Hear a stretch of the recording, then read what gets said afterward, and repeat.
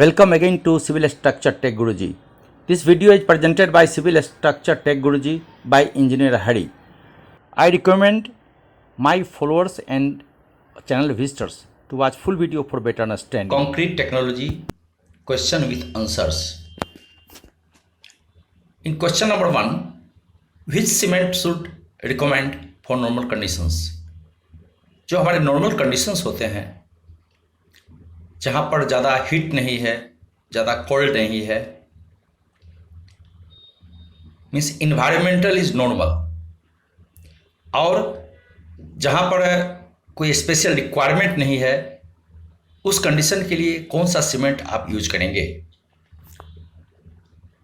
तो answer to question number 1, it's recommended to use 33 and 43 grade of cement, preferably PPC cement, for normal condition. Now come to question number 2.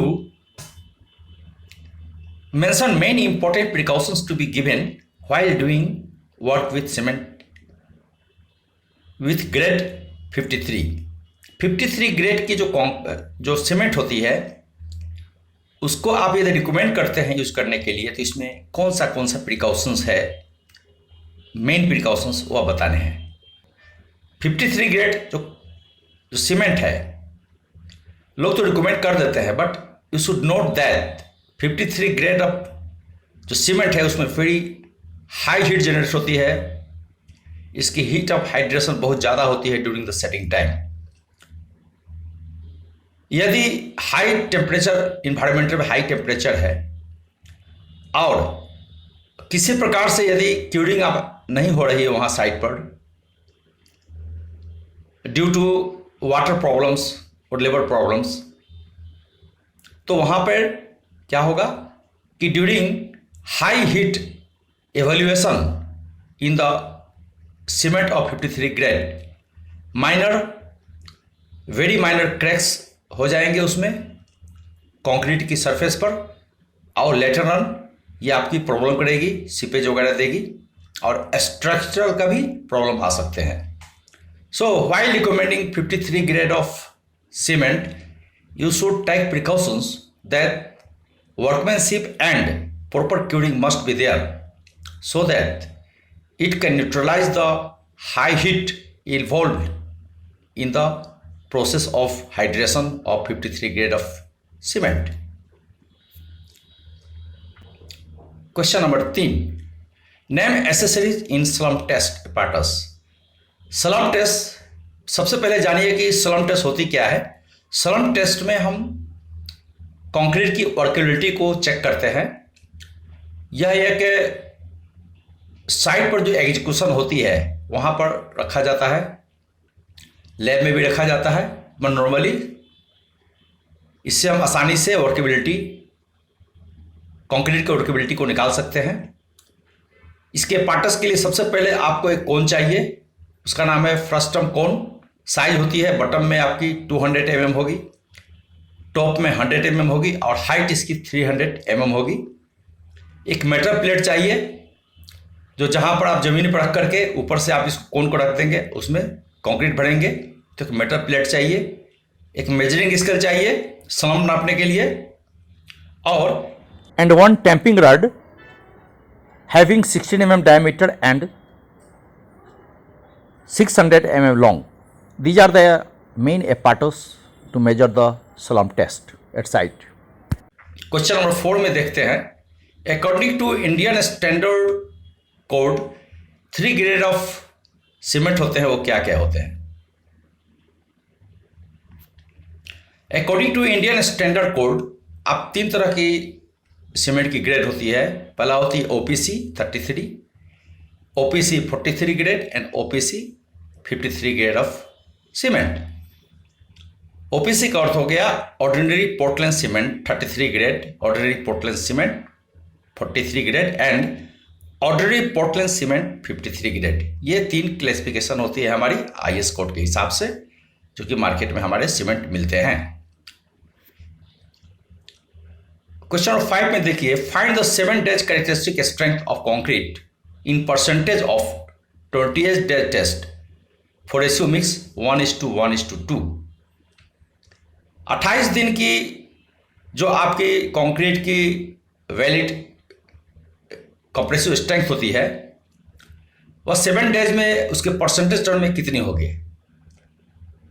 28 दिन का आपको जो भी concrete की strength होती है 7 डेज पर वो कितनी होगी परसेंटेज में, और उसकी रेशियो है, मिक्स रेशियो है 1:1:2। तो आइए देखते हैं। सबसे पहले आपको इस टेबल को याद रखना होगा। कंक्रीट ग्रेड में सबसे पहले 1 नंबर में जो दिया हुआ है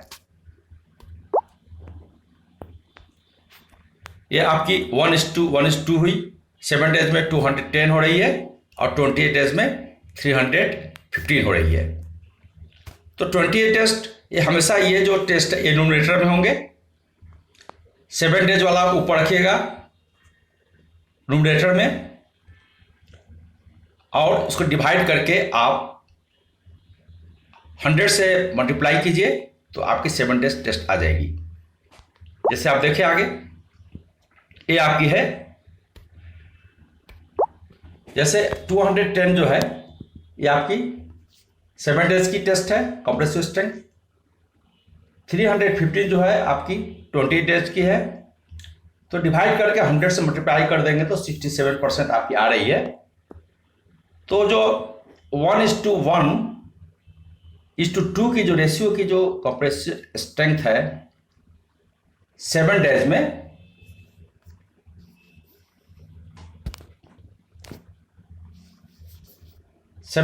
आपका ये 67% होनी चाहिए 28 डेज टेस्ट का। ओके, नाउ क्वेश्चन नंबर 6 में आप देखिए, find 7 days characteristic strength of concrete in percentage of 28 days test. आपकी M15 हुई 1:1.5:3।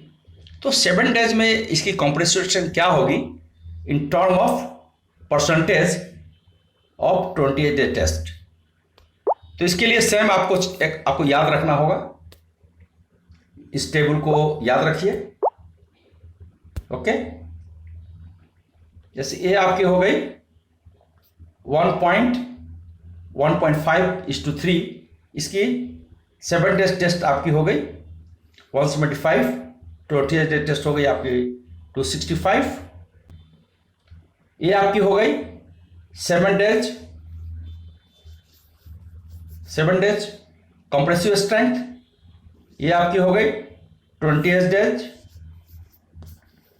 अब इसको डिवाइड करके अगर 100 से मल्टीप्लाई कीजिएगा तो 60% हुई। तो 7 डेज में 28 डेज का जो भी टेस्ट है 7 डेज में वो 66% होती है M15 के लिए। जो भी कंक्रीट की जो स्ट्रेंथ है 28 डेज टेस्ट में 265 होनी चाहिए। तो 7 डेज में कितनी स्ट्रेंथ गेन करेगी 66%।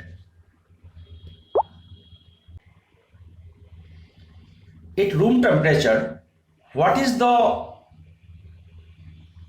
temperature of water for curing of cubes for best performance of the concrete? At the room temperature, the temperature of water shall be 25 to 35 degree centigrade for best performance of curing of concrete। यदि आप room की temperature या जिस environmental में ये curing हो रही है कोई भी कंक्रीट, इसकी टेम्परेचर यदि आप 25 से 35 डिग्री अगर हो रही है तो ये क्यूरिंग बहुत अच्छा से होगा। मान लिया बहुत ज़्यादा गर्मी का दिन है, बहुत ज़्यादा हीट है, 40 डिग्री सेंटीग्रेड 45 डिग्री सेंटीग्रेड यदि टेम्परेचर पहुँची, से राजस्थान इलाका में होता है, वहाँ पे यदि आप छत ढालते हैं, वहाँ क्यूरिंग करते हैं तो उसकी क्यूरिंग बढ़िया से नहीं होगी। इसके लिए आपको स्पेशल इंतजाम रखने पड़ेंगे, फ्रीक्वेंट क्यूरिंग करने पड़ेंगे, जल्दी जल्दी क्यूरिंग कराने पड़ेंगे, उसको पानी डालने पड़ेंगे और जूट से उसको ढकना पड़ेगा ताकि इसकी टेम्परेचर जो है कम से कम 35 डिग्री तक मेंटेन हो। यदि 35 के ऊपर होती है तो क्यूरिंग के लिए अच्छा नहीं माना जाता है। क्वेश्चन नंबर 8 में हम देख लेते हैं। compressive strength of concrete depends upon many factors. 4 factor आपको बताना है, क्योंकि आपको मालूम है कि कंक्रीट जब भी हम वर्कमैनशिप करके कंक्रीट को कास्टिंग कर देते हैं तो उस समय उसकी जो स्ट्रेंथ होती है, कंप्रेसिव स्ट्रेंथ, जो कि मेन फैक्टर होती है उसकी ड्यूरेबिलिटी के लिए, सस्टेनेबिलिटी के लिए, फ्यूचर मेंटेनेंस के लिए, कोस्ट के लिए, कोस्ट इफेक्टिव होगी। अच्छे से आप अगर कंप्रेसिव स्ट्रेंथ बढ़िया देते हैं किसी बिल्डिंग की कॉलम की, उसी पर आपका बीम स्लैब का, तो बिल्डिंग टिका हुआ रहेगा, या फाउंडेशन। तो उसके लिए बहुत सारे फैक्टर्स होते हैं, तो आपको 4 फैक्टर्स बताने हैं। तो आइए देख लेते हैं क्या क्या 4 फैक्टर्स हमारे हो सकते हैं। सबसे पहले है नंबर 1 में water cement ratio, right. Water cement ratio maintain कीजिए। सीमेंट की स्ट्रेंथ देख लीजिए,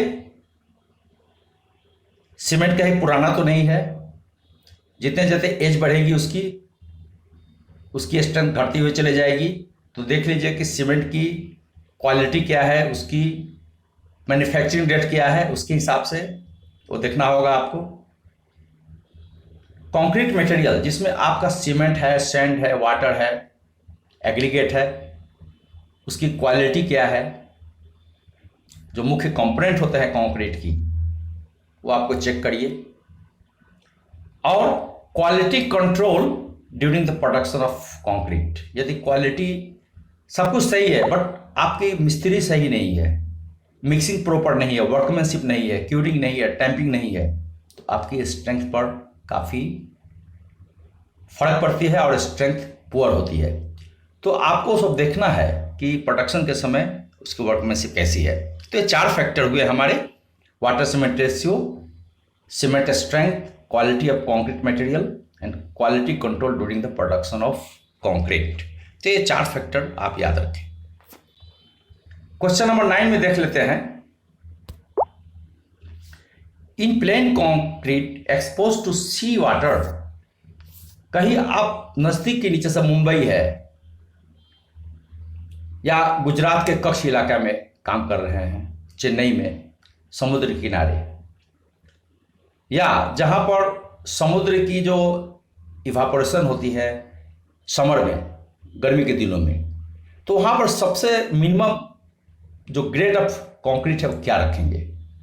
M50 रखेंगे, M20 रखेंगे, M25, M30। ये चारों में से एक ऑप्शन आपको रखना है।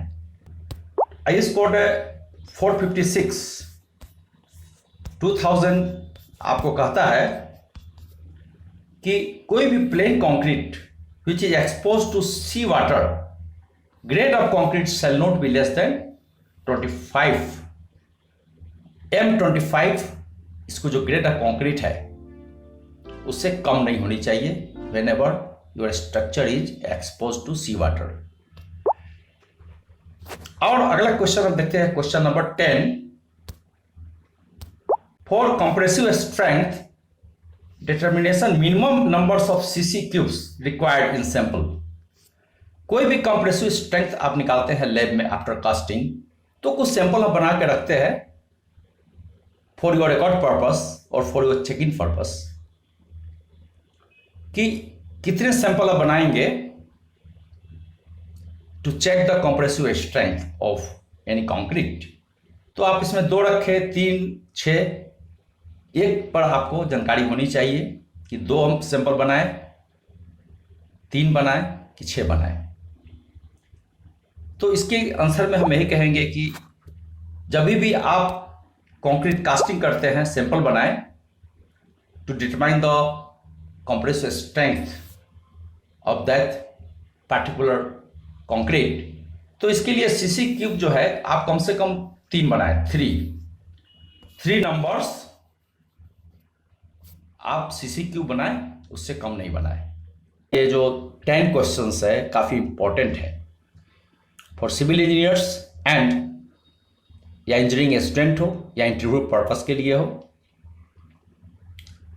या रिटन एग्जाम के लिए हो और प्रोजेक्ट इंजीनियर्स हो। 10 questions relevant to the your execution of cement concrete works. तो उम्मीद है आपको वीडियो पसंद आया होगा। लाइक एंड सब्सक्राइब करना नहीं भूलें। Thanks and regards.